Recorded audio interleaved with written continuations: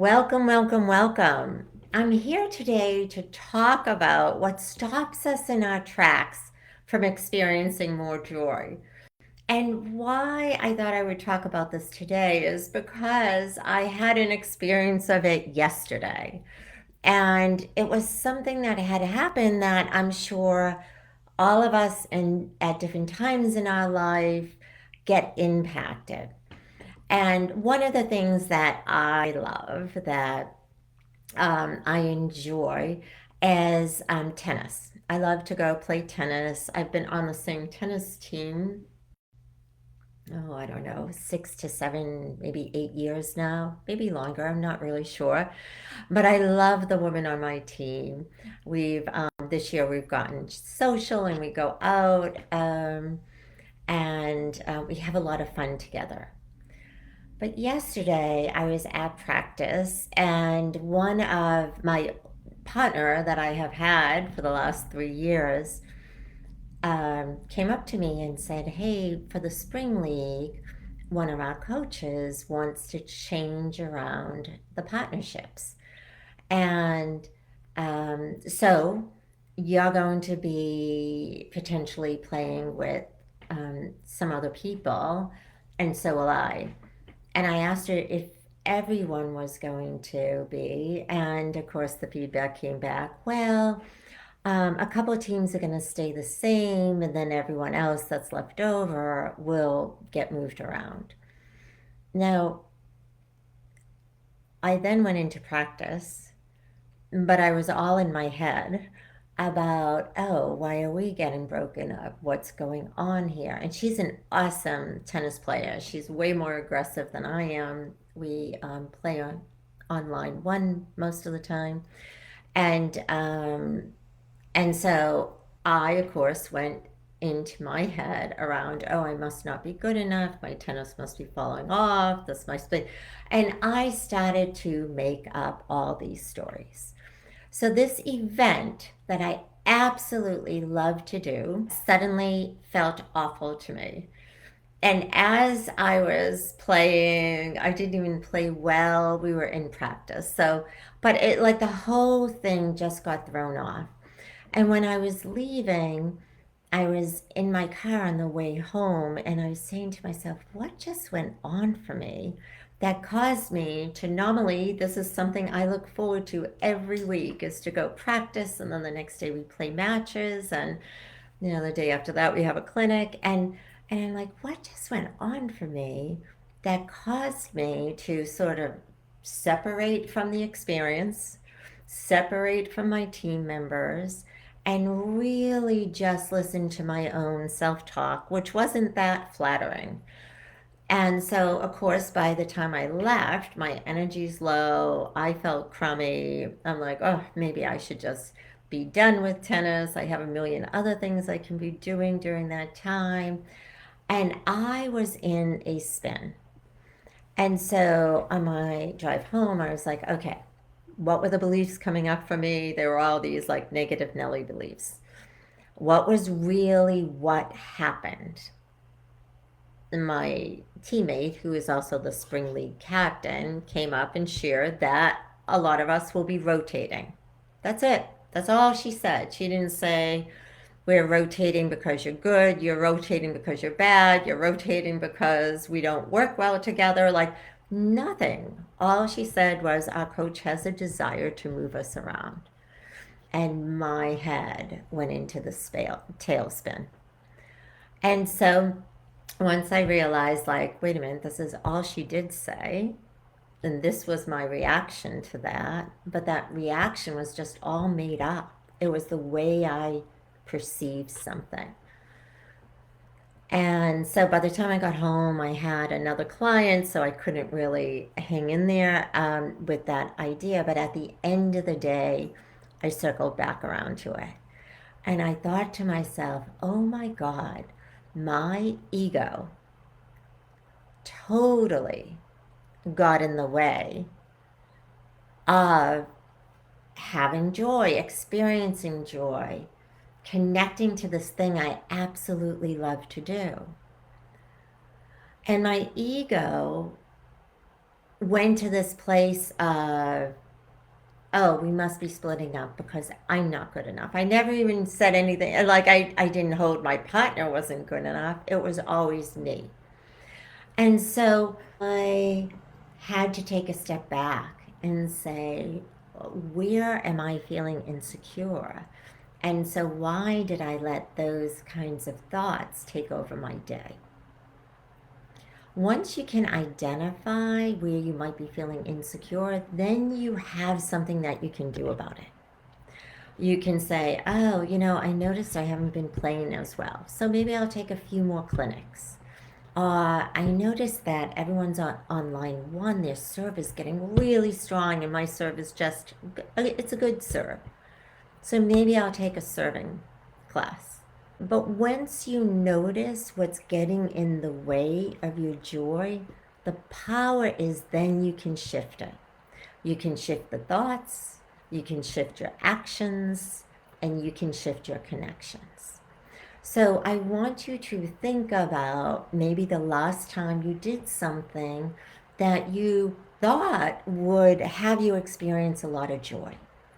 And I want you to say, what was I holding about what I was doing or how I was being that may have gotten in the way of me truly being in the moment with this activity? Because the minute we get in our heads about something, we are out of our moment. We are not present. We're not aligned. We can't experience the fun that's going on, or the connection, or the challenge, or whatever is going on, because you're not present. So if you have this desire to experience more joy in your life, I want you to look at what might you be thinking about yourself? What might get involved? Is your ego involved? Is it making up stories about you or how someone's perceiving you or how you're doing that then drops your energy and takes you down what I like to call the rabbit hole? Because in this rabbit hole, there is no truth. It's just the slippery slope that we go sliding down. And in order for us to feel better, in order for us to be back in connection, in order for us to really sort of reframe and have the power and the purpose to do something about whatever we're thinking, we have to be in the noticing of what's causing us to separate ourselves, to isolate ourselves, to disconnect. Some people might have a little bit of a disassociation with what is going on. So explore that, see what's really true in that, and whatever you come up with, which is what's really true. And usually, by the way, there's only 1 or 2 or 3 acts that have happened. It's not a long story. If you have a big story around something, that's when you're in storytelling. You're letting your ego, you're letting your mind, you're letting your old beliefs create an experience for you that's very different. And I'm happy to say I played a match this morning, and I went in and I was paired up with a new partner. We had so much fun. But all the way to the match, I was in my intentions. My intention was to stay present. My intention was to have fun. My intention was to enjoy the time that I was committing to the match. I didn't have an intention. Well, I did, and my intention was to win. But whether it win, lose, that doesn't really impact the level of joy. I might clearly be happier. But when I'm in the moment, I'm just enjoying being present and doing something that I love. So I use the story to help illustrate, to have you look at your life and say, where do you want to experience more joy? And if you notice that you are taking yourself away or maybe making up beliefs about yourself in different situations or different experiences, that's a great place to start reframing what's really going on. What's the truth? Usually the truth is 1 or 2 facts. The rest is all story. And then really flip it to what it is that you want to hold. So ego gets in the way of us experiencing joy. The second thing that gets in the way of us experiencing joy is something I already mentioned. When we become distracted, when we're thinking about either something else, either, something going on for us in that moment, the moment we do that, we're separating ourselves from the potential of joy. So if you find yourself, you're out with friends, but you're distracted and you're on your phone and you're thinking about other things, ask yourself the question, why am I allowing myself to be distracted in this moment? Why am I not being present with whatever is going on? What might I be afraid of if I was present? I have a client who told me that she actually is afraid of joy because she's never experienced it before. And so we've been working on it with her for a while, and she had like a cap. Like you can only have so much. And if she reached it, she was done. Like she had to either take herself out of the game or stop doing something because she reached her cap of joy. So the other thing that you can look at is what's your capacity for joy? When do you notice that you begin to feel uncomfortable if you're experiencing too much joy? And all of us have a place in which we cap it for ourselves. And it's usually where we cap it is what we're familiar with.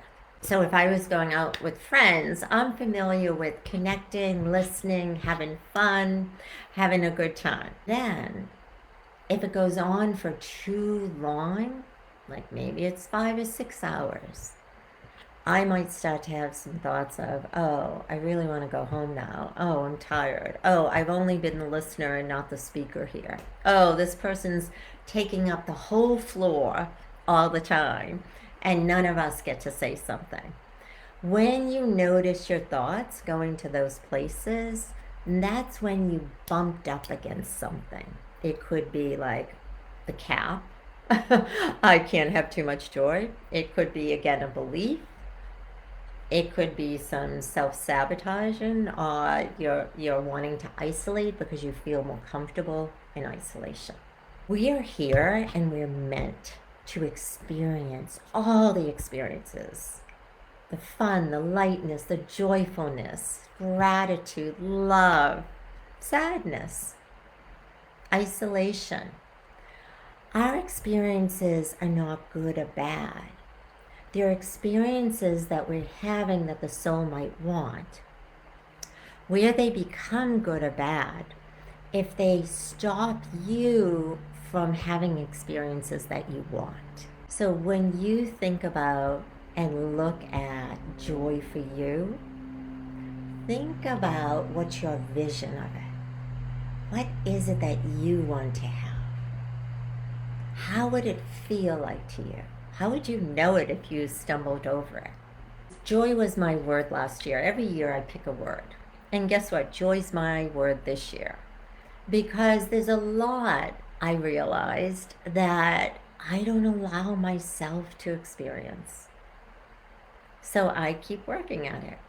But because it's my word, everything that I commit to or I connect with, I go in with this lens of how do I experience joy in this moment? How do I experience joy in this interaction? Whether I'm working or I'm playing or I'm just lounging, the question I have gotten very good at asking myself is, how do I experience joy in this moment? And I've gotten really good at asking it because I want my mind to focus on looking and receiving and experiencing joy. And what happens is when you become masterful, you're not asking yourself the question, it just happens because you've created these new neural pathways now that are always looking for joy or whatever else it is that you're wanting to feel.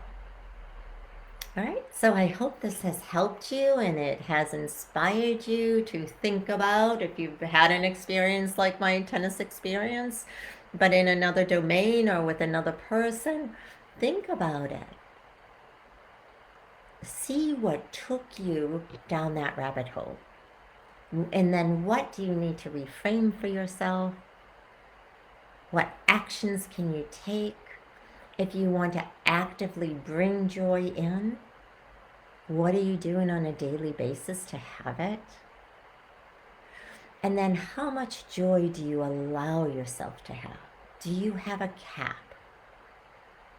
Do you know how you feel when you reach that cap? Because some of us have physical sensations, some of us might just have a knowing, some of us might just start to feel uncomfortable and you want to go.